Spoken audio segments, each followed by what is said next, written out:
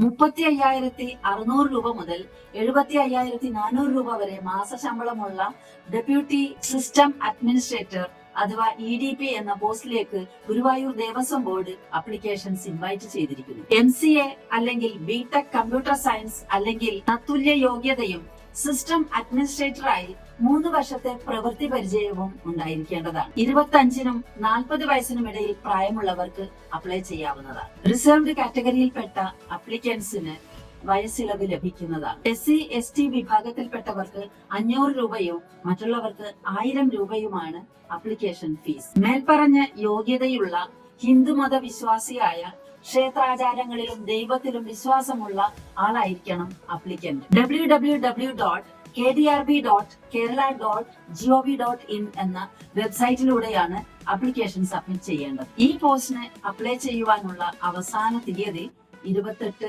ഏപ്രിലാണ്.